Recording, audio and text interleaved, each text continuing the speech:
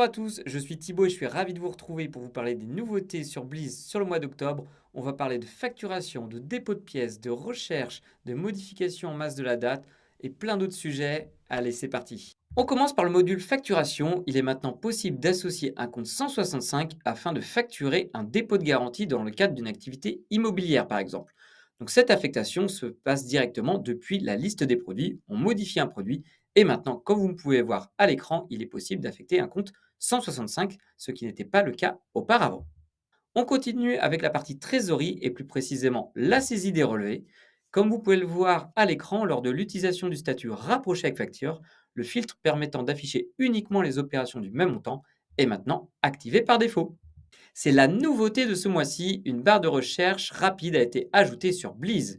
Demandée par de très nombreux utilisateurs, cette évolution a été intégrée à l'application et elle permet de rechercher des écritures par montant, numéro de compte, date ou encore libellé.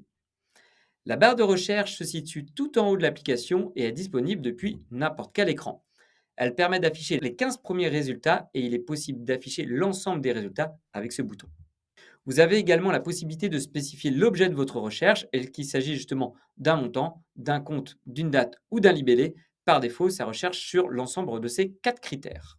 Depuis cette recherche, vous pouvez effectuer en plus de nombreuses actions rapides, modifier ou consulter une écriture, déplacer un ou plusieurs mouvements. Allez, on passe maintenant au lettrage avec l'ajout d'un filtre pour pouvoir afficher les comptes non lettrables en plus des comptes lettrables. Si on réalise un lettrage sur un compte qui a été paramétré en non lettrable, celui-ci devient automatiquement lettrable. Cela est très pratique sur la récupération d'un FEC par exemple, où l'ensemble des comptes qui auraient dû être lettrables ne le sont pas forcément. On continue avec la partie déclaration de TVA et là, deux modifications. Dorénavant, dans le module de déclaration de TVA, dans les étapes de sélection des mouvements, on affiche les mouvements qui appartiennent à l'exercice précédent tant que celui-ci n'est pas clos. Et deuxième nouveauté, le total des mouvements pris en compte dans le calcul est désormais affiché au fur et à mesure en pied de tableau. Plusieurs nouveautés là aussi sur la liste des factures à traiter. La première, il est maintenant possible de transférer un relevé bancaire qui a été déposé dans la liste des factures à traiter directement vers la liste des relevés bancaires. Attention, pour que cela fonctionne, la nature du document doit être relevé bancaire ou autre pièce comptable.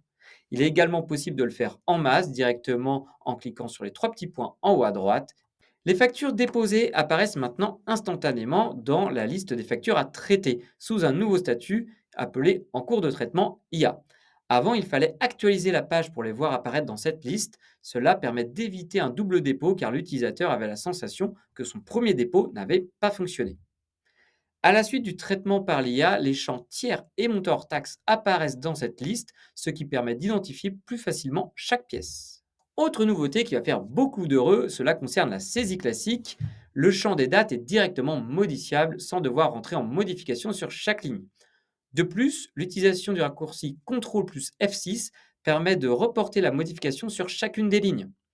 La modification de la date dans la partie haute de l'écran permet de modifier directement la date sur les différentes lignes si le dossier est paramétré sur date unique sur l'écriture. Je vous invite vraiment à aller activer ce bouton date unique sur l'écriture à oui dans le paramétrage de votre dossier afin d'avoir une conformité FEC.